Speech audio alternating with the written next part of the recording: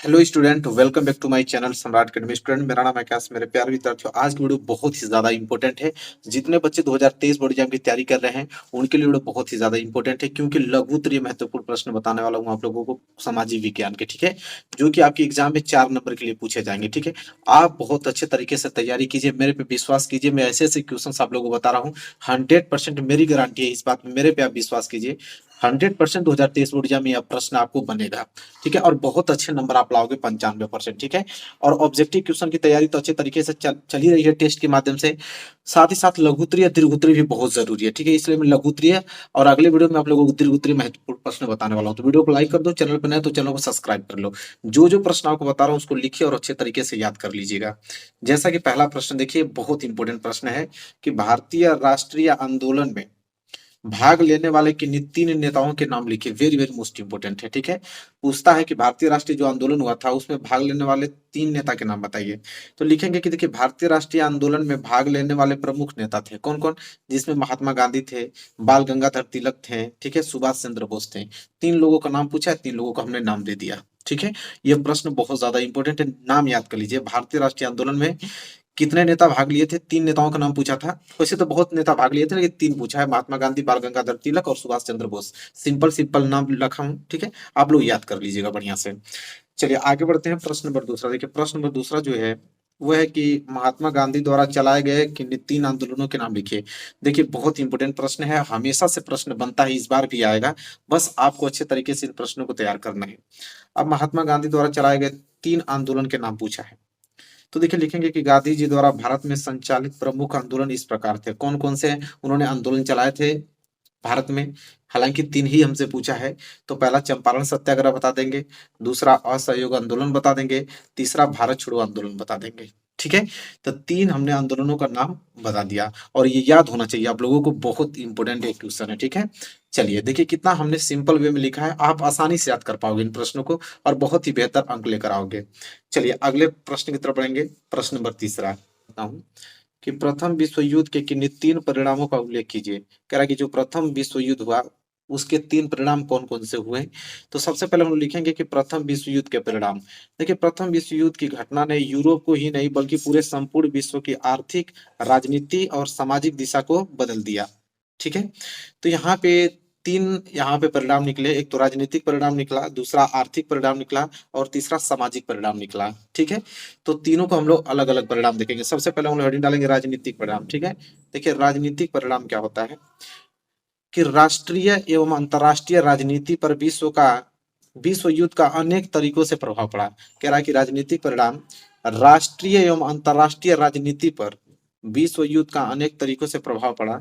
जैसे राजनीतिक परिणामों में संपूर्ण विश्व की व्यवस्था ही बदल दी।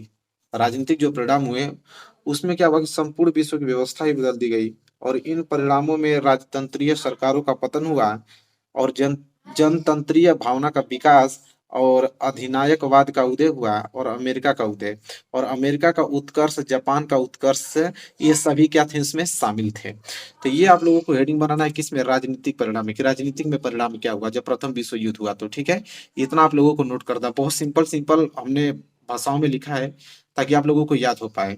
इसके बाद दूसरा प्रभाव पड़ा आर्थिक परिणाम।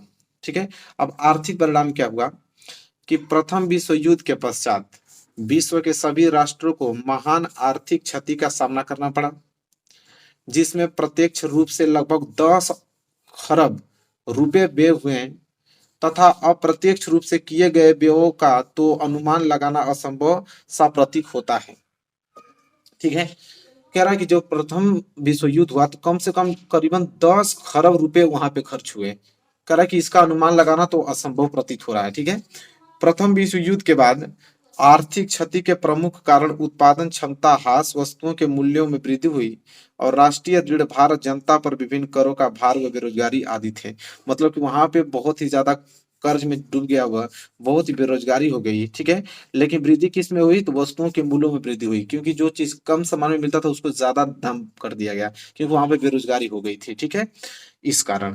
अब तीसरा हुआ सामाजिक परिणाम। देखिए सामाजिक परिणाम क्या हुआ, तीसरी हेडिंग डालेंगे क्योंकि 3 ही परिणाम हमसे पूछा था। ठीक है, सामाजिक परिणाम में लिखेंगे कि प्रथम विश्व युद्ध के पश्चात कई सामाजिक परिणाम भी प्रत्यक्ष एवं अप्रत्यक्ष रूप से सामने आए। जैसे में जनहानि, महिलाओं के सामाजिक स्तर में सुधार हुआ, जातीय कटुता की भावना में कमी हुई और श्रमिकों में जागृति, शिक्षा की प्रगति एवं विकास आदि में भी यहाँ पे प्रगति हुई। ठीक है, तो ये तो सामाजिक परिणाम हुए। तो 3 हमसे पूछा था, देखिए मैं एक बार और दिखाऊंगा आप लोगों को क्योंकि प्रश्न बहुत ज्यादा इंपॉर्टेंट है, इस बार आएगा। ठीक है, प्रथम विश्व युद्ध के किन्हीं 3 परिणामों को उल्लेख कीजिए। पहले हमने प्रथम विश्व युद्ध का परिणाम डाला, ठीक है, उसको नोट कीजिए। इसके बाद राजनीतिक परिणाम क्या हुआ, राजनीतिक परिणाम के बारे में हमने पूरा यहाँ तक स्क्रीनशॉट ले लीजिए। ठीक है, इसके बाद हमने पढ़ाया आप लोगों को आर्थिक परिणाम क्या हुआ, आर्थिक परिणाम में यहाँ तक नोट करना है और यहाँ तक। फिर तीसरा हमने सामाजिक परिणाम बताया। ठीक है, अब जाके ये क्वेश्चन कंप्लीट हुआ और अगला प्रश्न पढ़ते हैं जो कि आपके एग्जाम में आएगा, जो कि आपको तैयार करना है। अगला प्रश्न देखिए यह है, जैव और अजैव संसाधन क्या होते हैं। बहुत इंपॉर्टेंट प्रश्न है, जैव और अजैव संसाधन क्या होते हैं, चलिए जानते हैं। देखिए जैव संसाधन क्या होता है कि ऐसे संसाधन जिनकी प्राप्ति जैव मंडल से होती है तथा जिनमें जीवन व्याप्त होती है उन्हें जैव संसाधन कहते हैं। जैव संसाधन मतलब जिसमें जीव हो, जैसे हम लोग, जिसमें प्राण हो, जिसमें जीवन जीने की व्याप्त हो, जो जीवन जी सके, उसे हम लोग जैव संसाधन कहते हैं। जैसे पशुधन हुआ, मत्स्य जीवन हुआ, प्राणी जगत में हम लोग आए, ये हम लोग जैव संसाधन है। और दूसरा है अजैव संसाधन। अजैव संसाधन किसे कहते हैं, तो देखिए अजैव संसाधन है ऐसे समस्त संसाधन जो निर्जीव वस्तुओं से निर्मित होते हैं, अजैव संसाधन कहलाते हैं। मतलब कि निर्जीव वस्तु से बने रहेंगे, ठीक है, उसमें जान प्राण कुछ नहीं रहेगा। ठीक है, जैसे धातु हुआ, चट्टाने हुआ, ये सब किसके अंतर्गत आएंगे, अजैव संसाधन के अंतर्गत आएंगे। ठीक है, चलिए ये भी प्रश्न बहुत ज्यादा इंपॉर्टेंट था, क्लियर हो गया होगा आप लोगों को। चलिए अगले प्रश्न की तरफ बढ़ते हैं।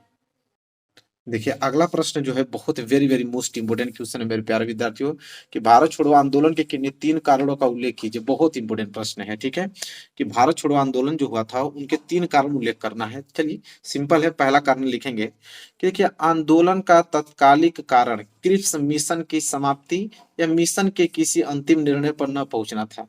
मतलब उसमें यह जो हुआ कि आंदोलन के जो तत्कालिक कारण हुए वो क्रिप्स मिशन की समाप्ति और मिशन के किसी अंतिम निर्णय पर नहीं पहुंचा। ठीक है, ये पहला कारण था। दूसरा कारण ये था कि द्वितीय विश्व युद्ध में भारत का बिना शर्त समर्थन करने की मंशा को भारतीय राष्ट्रीय कांग्रेस द्वारा ठीक ढंग से न समझा जाना। मतलब उसमें जो द्वितीय विश्व युद्ध में भारत को बिना शर्त समर्थन करने, बिना शर्त के अनुसार ही समर्थन किए बिना मंशा को भारतीय राष्ट्रीय कांग्रेस द्वारा ठीक ढंग से न समझना जाना, ये भी क्या था, कारण था उसका। ठीक है, भारत छोड़ो आंदोलन का।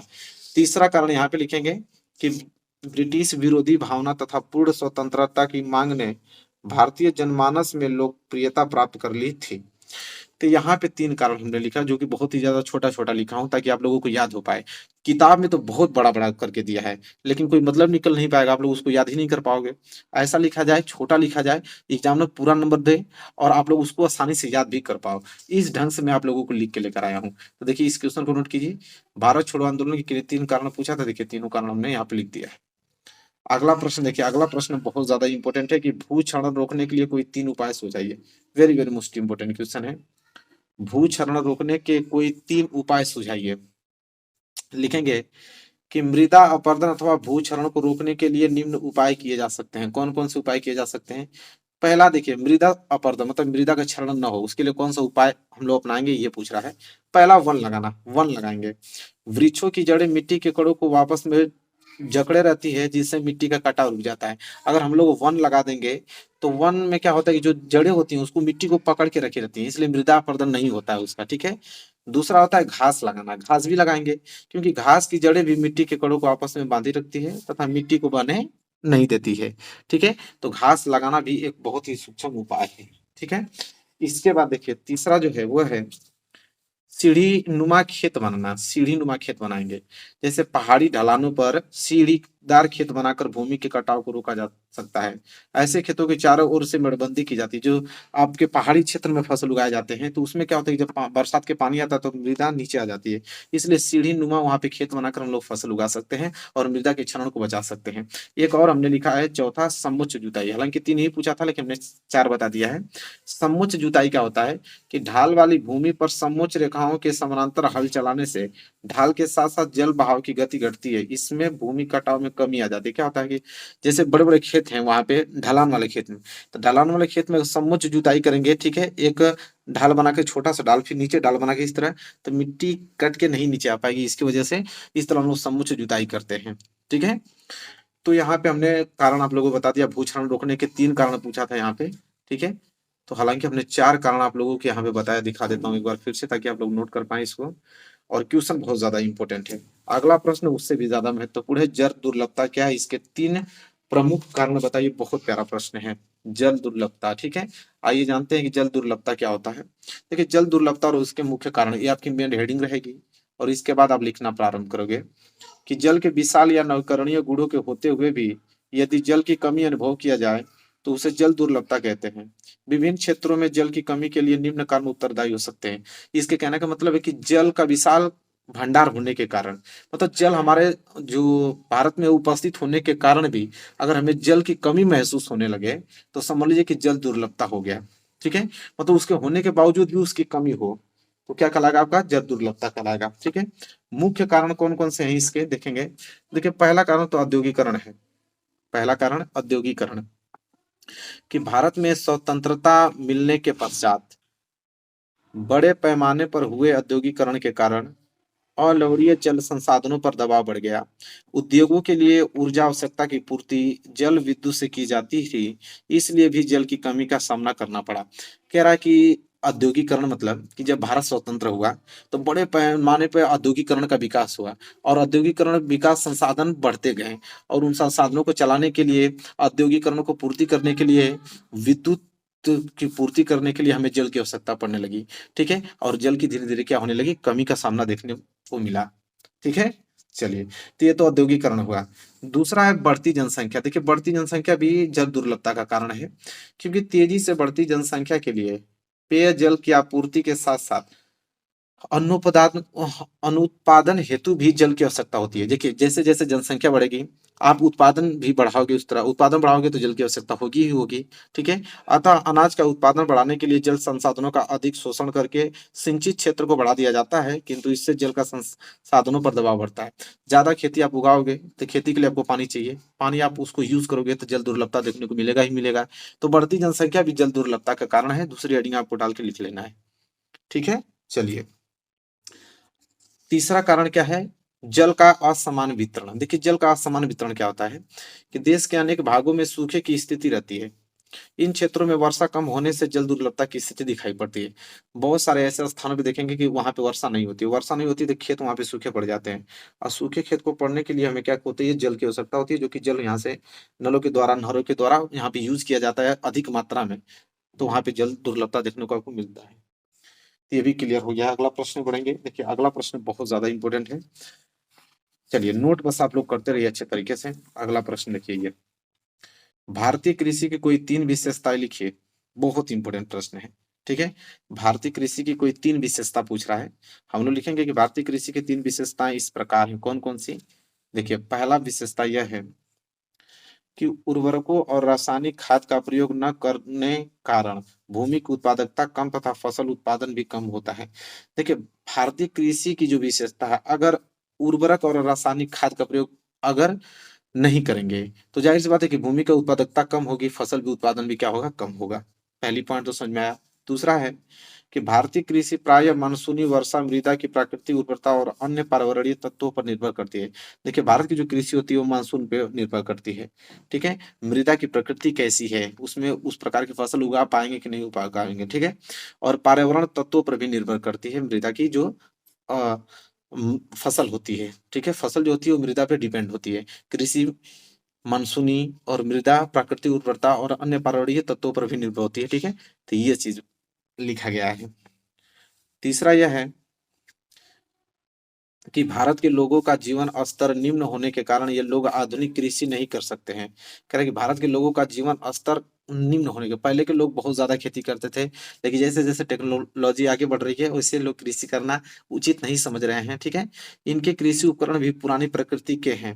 ये लोग धन कमाने के लिए कृषि नहीं करते बल्कि अपने परिवार की उदर पूर्ति के लिए करते हैं। कह रहा है कि जैसे जैसे लोग यहाँ पे, पहले क्या होता था, बहुत लोग अच्छे तरीके से फसल करते थे, उगाते थे। ठीक है, लेकिन इस बार आप लोग किसी न किसी तरह अपना फसल उगा ले रहे हैं कि अपना उन लोगों का काम चल जाए। ठीक है, तो ये चीज लिखा हुआ है। यहाँ पे 3 विशेषता पूछा था, तीनों विशेषता हमने अच्छे तरीके से नोट किया है, आपको नोट कर लेना है।